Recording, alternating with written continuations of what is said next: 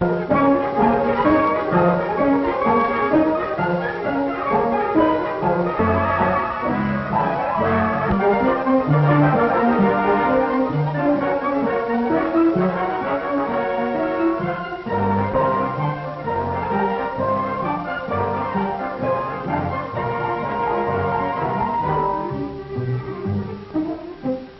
clock on the wall. On the 7th day of December, 1941, it struck the 11th hour. Every hour after that has been, will be, 0 hour.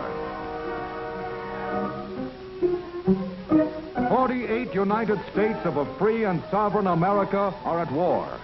Every American has his job to do, and the will to do it, and the tools to do it with. Pray God he also has the time. Time, the most vital natural resource of a country at war. Every tick of the clock is time won or lost. Every 60-minute sweep, every 12-hour tour of those relentless hands is turning out carload lots of time for us to use ourselves or to give away to the enemy.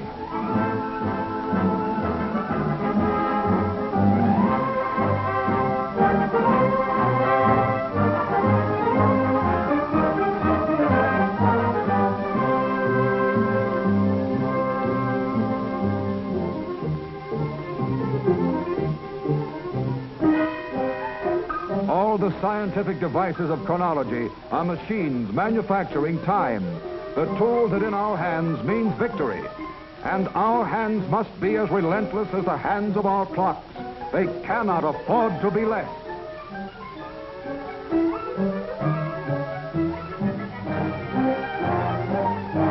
Sunrise over Republic Steel. High noon at Willow Run. Sunfall on the Electric Boat Company. Midnight at the Brooklyn Navy Yard. Dawn to dusk and back to dawn again. 3 8-hour shifts, one day. So much can be done in a day if Americans will keep their sleeves rolled up. Inside of 24 hours, 1/20th of a freighter or a tanker can be built. Within those same 24 hours, a squadron of tanks can roll off the assembly line, and a flight of bombers can be made ready from radio to rudder boat. In one day, 1,000 acres of corn can become 30,000 bushels of food. In one day, one plant unit can turn out enough rifles to equip a battalion of infantry, the men who, in one day, might win a war or lose it. How? Well, let's visit upstate at a factory where they make 30 caliber rifle cartridges for the Army.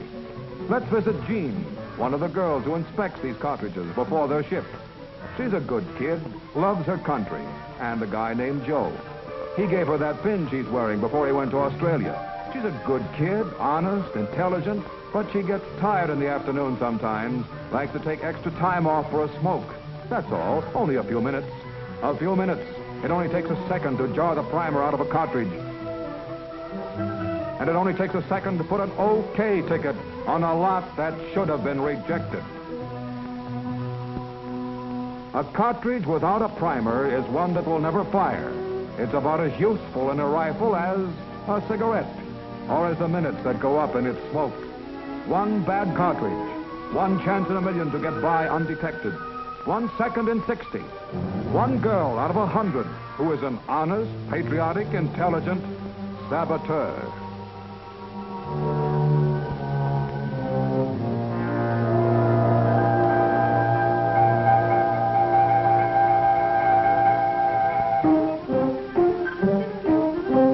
Yes, Jean is intelligent.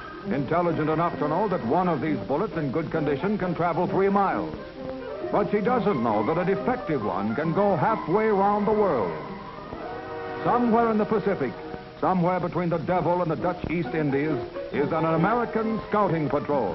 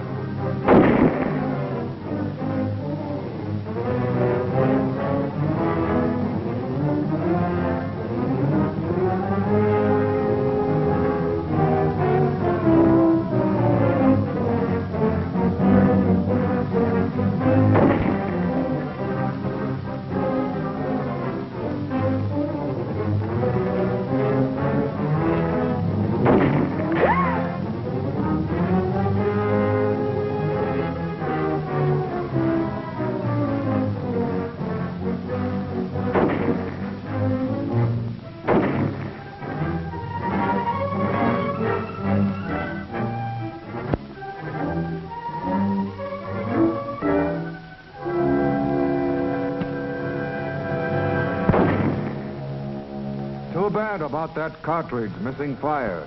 It should have been rejected. It would have been, too, if a girl named Jean hadn't taken time out to smoke. Now meet J.G., general manager of a large wholesale food house. Makes $12,000 a year. Worn a white collar all his life. That is, except for the cocky one he wore in 1918. Tried to get in this scrap after Pearl Harbor, but they said his son could handle the fighting orders, and he could go on taking food orders. Like this. 50 cases of 14A1. That's code for lifeboat provisions.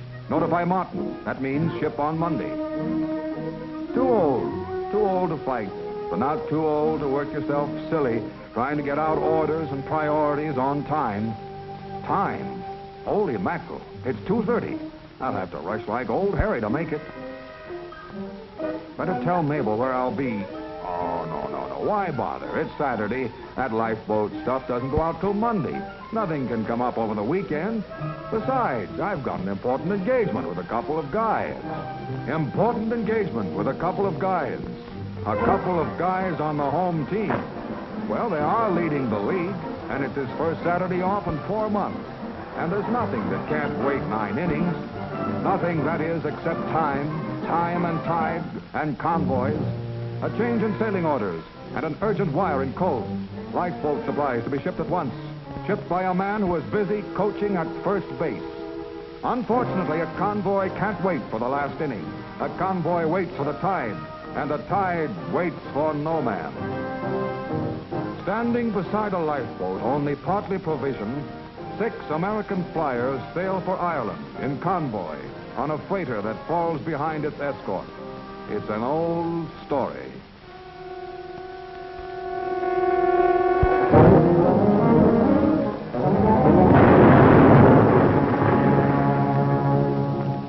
Men sailed for Ireland. 2 of them got there. 1 of them out of his mind. The other one dead. 25 days in a boat provisioned for 10 days. The tide rolls in, J.G., and the clock ticks on. And neither one, in peace or war, will wait for 9 innings.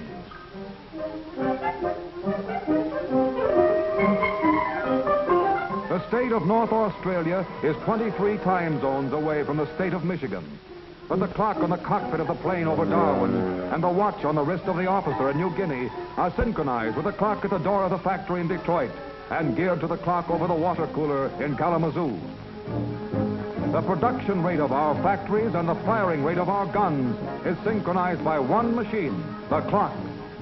This is the machine that manufactures victory, turning out 32.5 million seconds each year.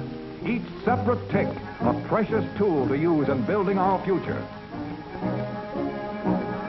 And you, these are your tools, your hands, and they must be as relentless as the hands of your clocks.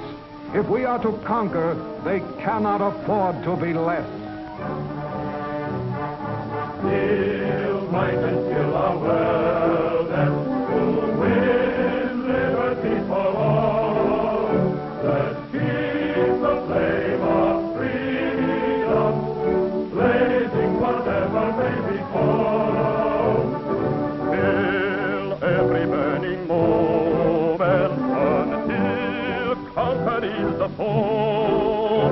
In every time we fight for time, oh, we must ever onward go.